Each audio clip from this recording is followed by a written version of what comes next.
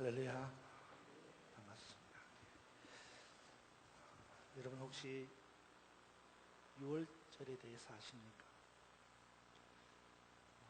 6월절은 유대인들이 지키는 가장 큰 3대 절기 가운데 하나입니다.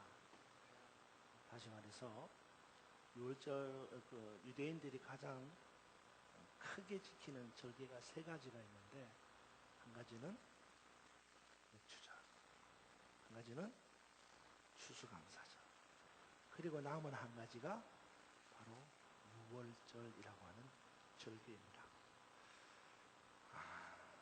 물론 여러분들도 6월절이 어떤 날인지를 잘 아실 것입니다. 6월절이 어떤 날입니까?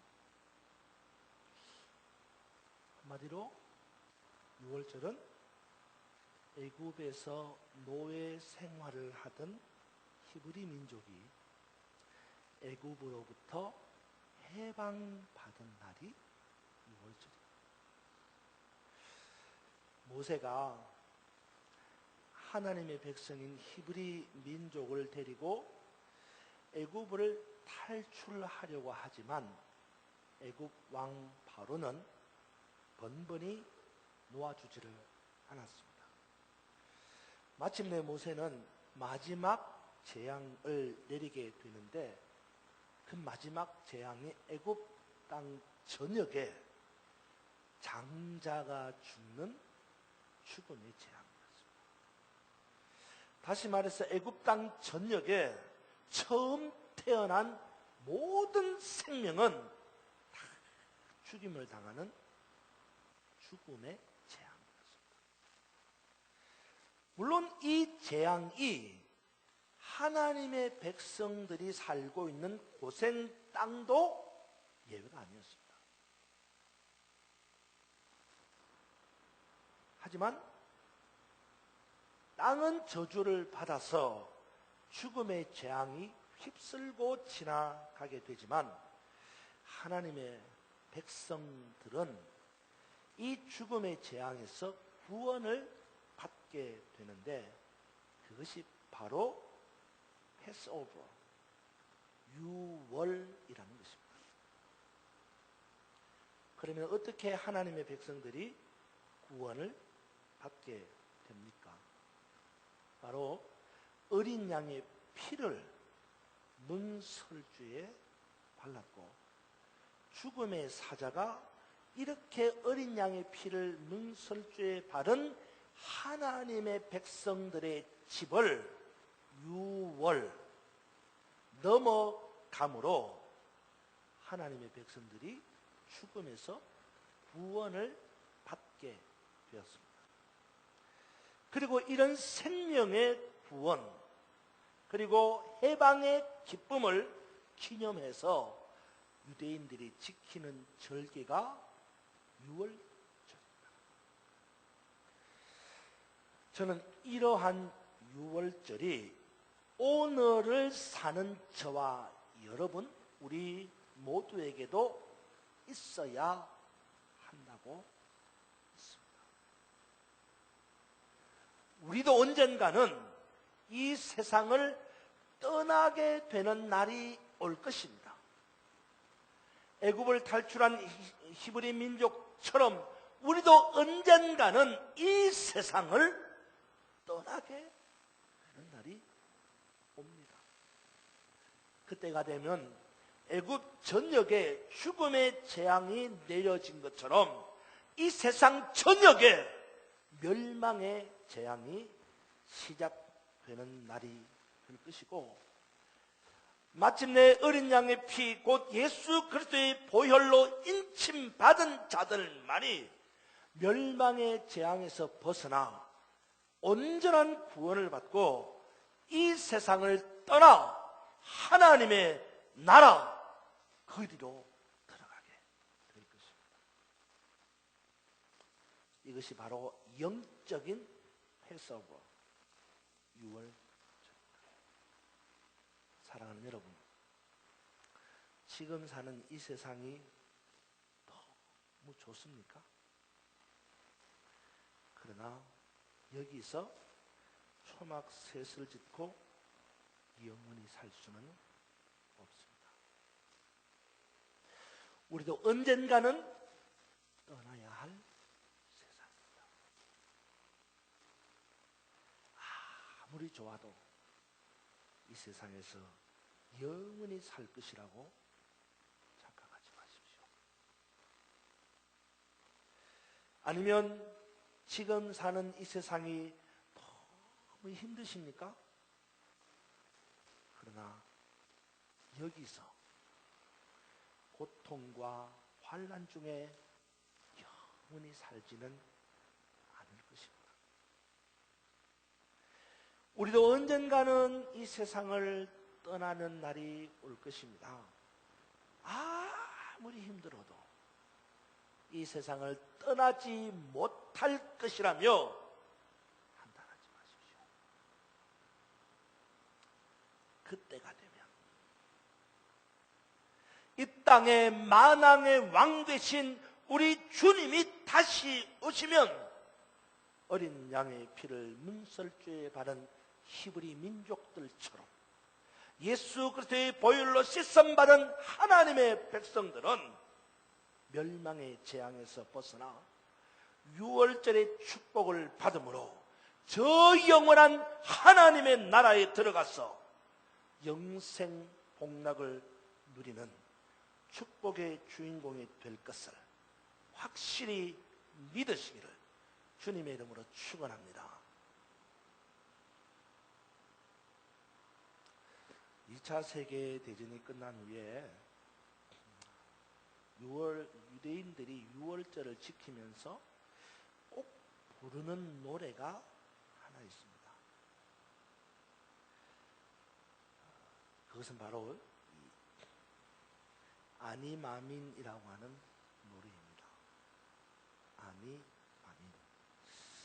이 아니마민이라는 단어는 우리말로 풀어보면 나는 믿는다 라는 뜻입니다.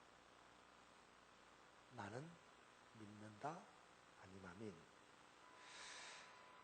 이 노래가 작곡된 곳이 어디냐 하면 놀랍게도 나치가 유대인들을 가장 많이 죽였던 공포의 수용소 아우슈비츠입니다. 그러니까 이 아니마민, 나는 믿는다라는 이 노래의 가사를 쓴 사람들이 누구냐면 언제 죽을지도 모르는 죽음의 소용소에서 하루하루를 연명해가는 유대인들이 불렀던 노래입니다. 나는 이 노랫말의 가사는 이렇게 시작합니다. 우리는 구세주가 오시리라는 것을 믿습니다. 단지 조금 늦게 오시는 것뿐입니다. 나는 믿습니다. 나는 믿습니다. 영원한 평화의 그날이 이 땅 위에 오리라고 나는 믿습니다. 그때가 더디게 올지라도 반드시 올 것이라고 나는 믿습니다. 이 노래말 속에는 내일이 없는 절망적인 현실 속에서 자신들이 구원할 메시아가 언젠가는 반드시 올 것이라는 소망을 가지고 있는 사람들을 보게. 다시 말해서 그들은 나는 믿습니다. 나는 믿습니다. 영원한 평화의 그날이 반드시 이 땅 위에 오리라. 나는 믿습니다. 이 노래를 부르며 그 고난의 날들을 이겨냈던 것입니다. 그리고 마침내 그들은 지옥 같은 아우슈비츠 수용소를 살아나와서 오늘날의 이스라엘을 제거했습니다. 지금도 이스라엘 사람들은요, 6월절이 되면 이 아니마민이라고 하는 나는 믿습니다라는 노래를 하나님을 향한 희망의 노래로 부르고 있습니다. 저는 오늘 여러분들에게 지금으로부터 약 3,500년 전에 일어난 이 6월절 사건과 2차 대전 당시에 불렀던 아님마민이라는 노래를 생각하면서 기다림에 대한 메시지를 선포하려고 합니다. 우리는 지금 대림절 기간을 보내고 있습니다. 만왕의 왕이 되신 아기 예수님이 이 땅에 태어나실 것을 기대하며 우리가 어떤 마음으로 기다려야 하는지를 말씀드리고 싶은 것입니다. 여러분, 대림절 두 번째 주일을 맞이하면서 성탄절을 어떤 마음으로 기다리고 있습니까?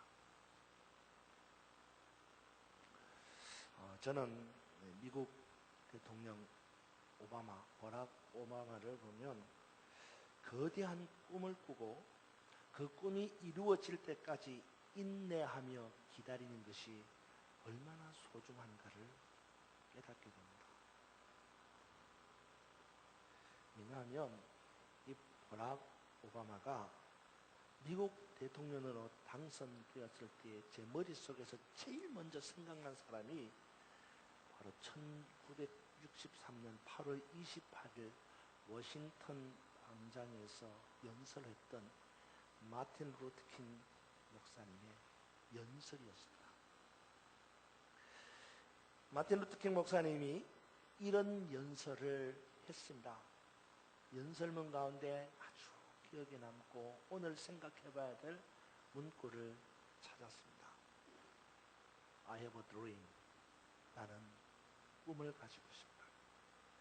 나는 언젠가는 피에 물들은 조지아주 언덕에 옛적 노예의 아들과 옛적 노예 소유주의 아들들이 형제애가 넘치는 밥상에 함께 앉을 수 있을 것이라는 꿈을 가지고 있습니다.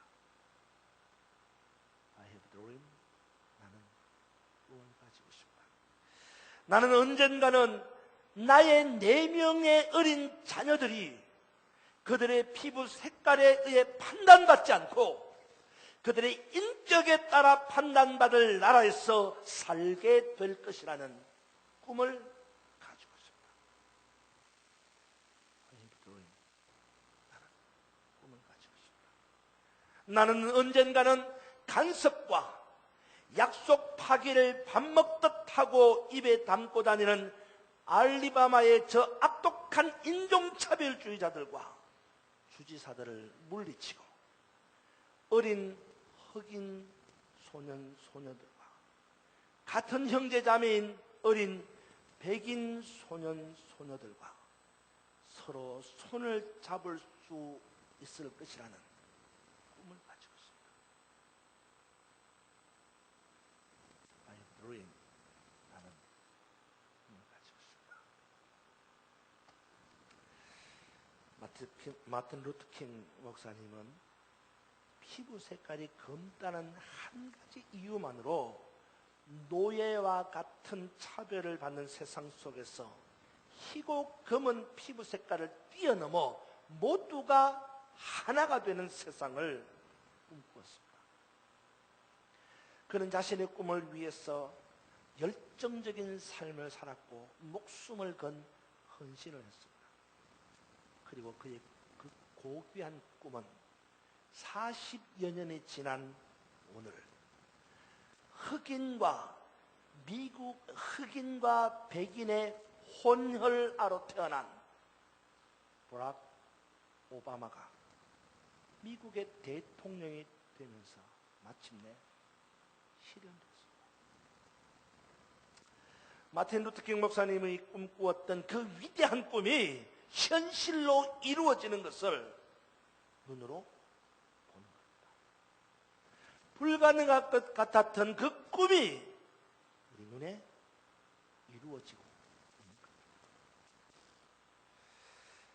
마틴 루터킹 목사님이 I have a dream이라고 하는 이 연설을 했을 때에 버락 오바마의 나이가 2살이었습니다.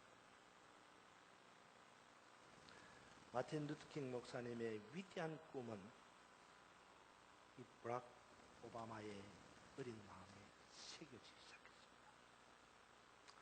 그리고 그 꿈은 오늘 오랜 시간이 지나고 난 다음 지금 현실로 다가왔습니다.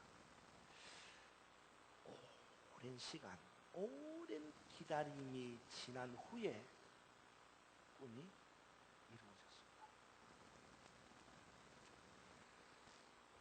오늘 저와 여러분이 함께 읽은 시편 130편은 저자가 누구인지 모릅니다. 단지 이스라엘 백성들이 예루살렘 성전에 올라가면서 부른 노래라고 서문에 표시되어져 있을 따름입니다. 이 시가 언제 쓰여졌느냐? 성경학자들에 의하면 이스라엘 백성들이 바벨론의 포로로 잡혀가서 생활할 때에, 다시 말해서 바벨론 포로 시대에 쓰여졌다는 시입니다. 왕정시대, 그러니까 이스라엘이 사울로부터 시작해서 망하기까지, 호세아 또는 시드기야까지 이 망하기까지의 왕정시대의 이스라엘 백성들은 하나님의 말씀을 어기고 불순종하는 삶을 살았습니다. 하나님은 이런 이스라엘에게 진노하셨고 마침내 범죄한 이스라엘은 바벨론의 포로로 잡혀가게 되었습니다. 그들은 바벨론에서 노예 생활을 하면서 고통과 눈물의 시간을 보내었습니다. 이 시를 지은 시인은 바벨론 포로 생활을 하는 자신들의 삶을 돌아봅니다. 왜 우리는 이렇게 포로로 잡혀서 생활하고 있는가? 그러면서 자신들을 돌아보니까 세상의 명예와 권력을 누리고 부귀와 쾌락을 즐기기 위해서 하나님을 멀리하고 불순종했던 자신들의 모습을 발견합니다. 그래서 그들은 자신들의 죄와 고통을 하나님 앞에 고백합니다. 공동번역에서 이 본문을 읽어보면 그들의 그 고통과 슬픔이 얼마나 심각한가를 여실하게 드러납니다. 공동번역에 보면 이렇게 기록되어 있습니다. 야훼여, 공동번역은 여호와를 야훼라 부르지 않습니까? 야훼여, 깊은 구름 속에서 당신을 부릅니다. 야훼여, 우리의 부르는 소리를 들어주소서. 뭐라고 말합니까? 깊은 구름이다. 자신의 스스로 힘으로는 도저히 헤어나올 수 없는 깊은 절망과 고통 속에 있음을 말하고 있습니다. 그런데 그것만 말하지 않습니다. 그 깊은 구름 속에 있지만 헤어나올 수 없는 절망과 헤어나올 수 없는 고통 속에 있지만 하나님을 향하여 하나님의 도우심을 구하며 부르짖고 간구합니다. 그 부르짖고 간구하는 이야기가 4절에 기록되어 있습니다. 이렇게 노래합니다. 용서하심이 여호와 야훼께 있사오니 당신을 경외합니다. 나는 야훼를 믿고 또 믿어 나의 희망이 그의 말씀에 있사오니 새벽을 기다리는 파수꾼보다 내 영혼이 주님을 더 기다립니다. 새벽을 기다리는 파수꾼처럼 이스라엘의 야훼를 기다립니다. 시인은 바벨론 포로 생활의 절망적인 상황을 나의 희망이 되는 그 말씀에 있다라고 고백하면서 하나님 안에서 희망을 노래합니다. 그러면서 그 희망을 파수꾼을 비유합니다. 새벽을 기다리는 파수꾼. 그것도 한 번도 아니라 2번씩이나 간절하게 새벽을 기다리는 파수꾼의 비유합니다.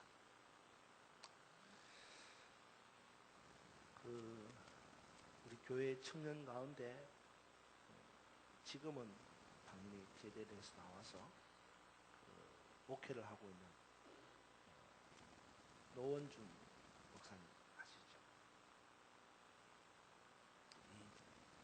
노원준 목사님이 전방 철책선에서 근무를 했습니다. 그때는 청년들 군대 신방도 가고 그랬거든요. 이 노원준 목사님이 전방 철책 근무할 때의 이야기를 들었는데, 추운 겨울이 얼마나 추운지 정말 리얼하게 들려주더라고요. 방한모를 쓰고 방한복을 입고 방한화를 신고 있지만 춥다는 거예요. 그냥 추운 게 아니라 너무너무 추워가지고 발을 동동 이렇게 뛴다. 방한모로 얼굴을 가리고 있지만, 이렇게 가리고 있지만 그것도 안 돼가지고 방한모 안으로 손을 집고 막 이렇게 비빈다. 밤에 보초를 서다 보면요, 허기가 진답니다. 배고파 온다는 거예요. 그리고 무엇보다도 언제 공격할지 모르는 마주대하고 있는 이 적과의 상황 속에서 두려움과 외로움이 끝없이 밀려온다는 거예요. 그래서 이 전방 초소를 지키는 초병들의 유일한 희망이 뭐냐? 새벽이 오는 거예요.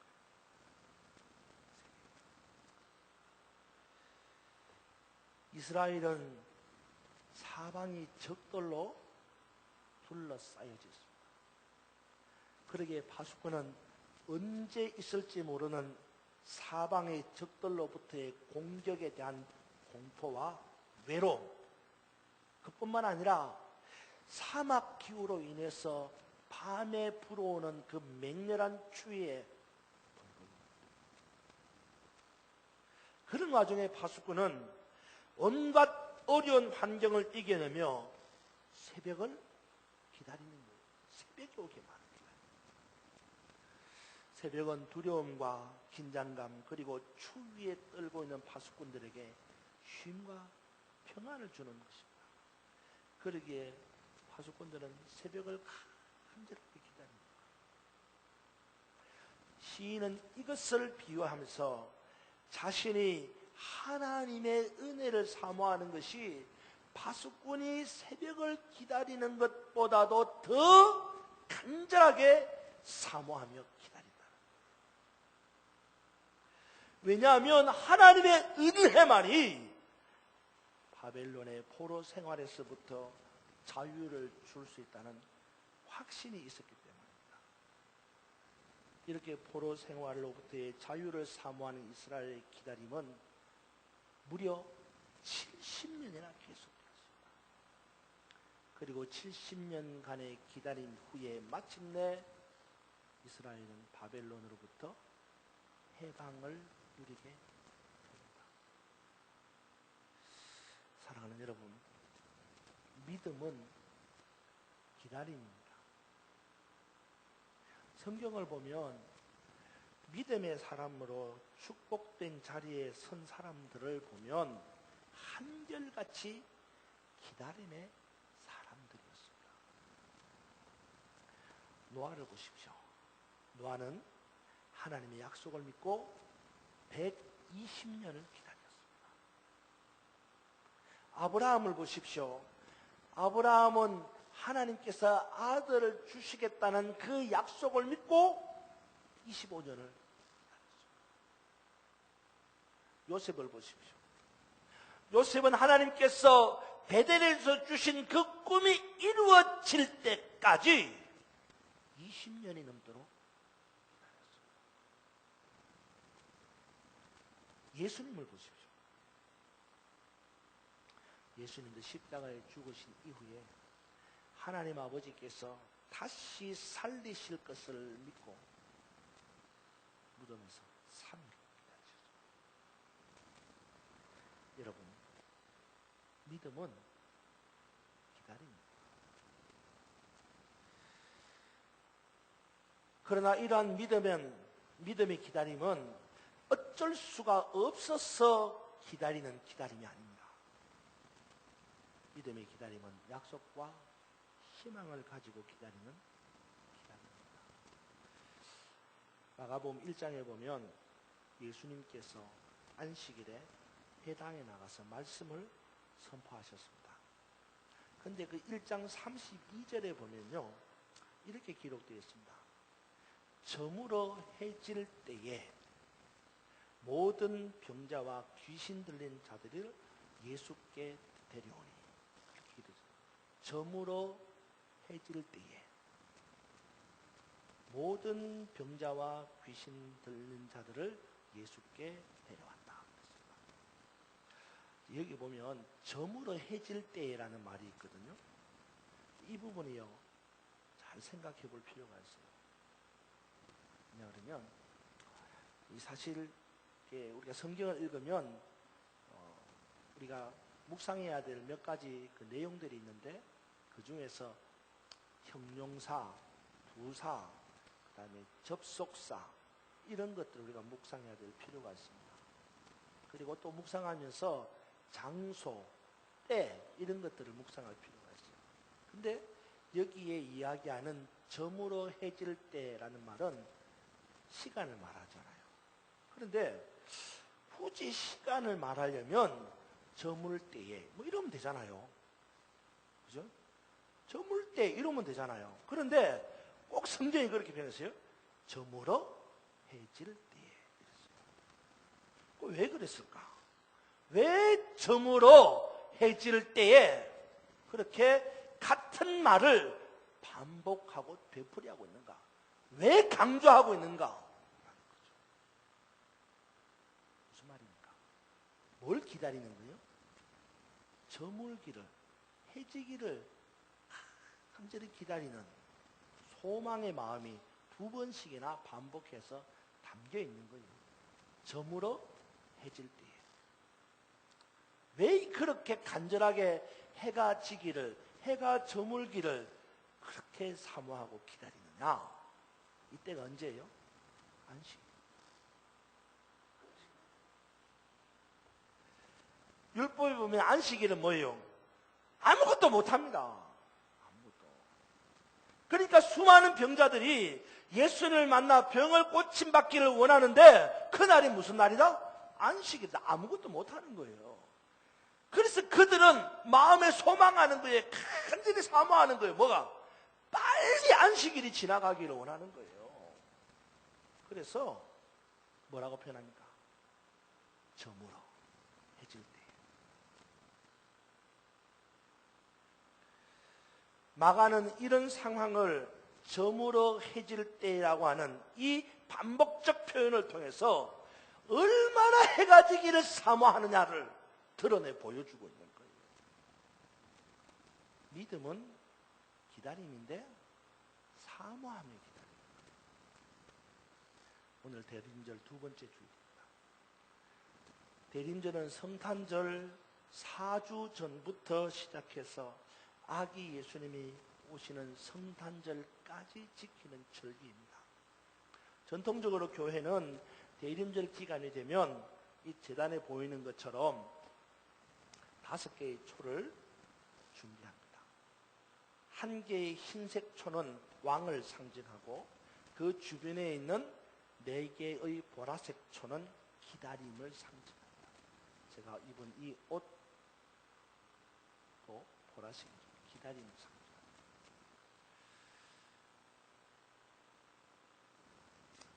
대림절은 아기 예수님을 사모하며 기다립니다. 믿음 안에서 기다리는 훈련을 하는 기간이 대림절이에요.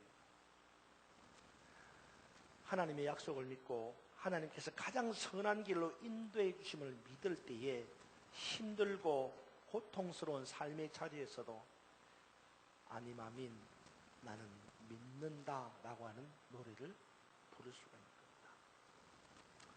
저는 여러분들에게 꼭 그렇게 하라는 말은 아니지만, 가능하다면 각 가정에서 오늘 돌아가셔가지고 이렇게 커다란 초를 4개 내지는 5개를 구입해서 저녁에 가족들과 함께 촛불을 하나씩 밝혀가며 어두움 속에 빛으로 오신 아기 예수님을 사모하며 기다리는 하루하루가 되기를 바랍니다. 가족들이 함께 모여 4주에 걸쳐서 초를 하나씩 밝혀가며 개인과 가정과 일터와 교회 그리고 이 어두운 세상에 하나님의 은총과 영광이 깃들기를 기도하며 기다리는 이때가 되기를 바랍니다. 대림절 기간 파수꾼의 새벽을 기다립니다. 더 간절하게 사모하며 기다립니다. 마침내 이번 성탄절 우리 곁으로 다가오시는 아기 예수님을 맞이함으로 하나님의 은혜가 저와 여러분 모두에게 충만하게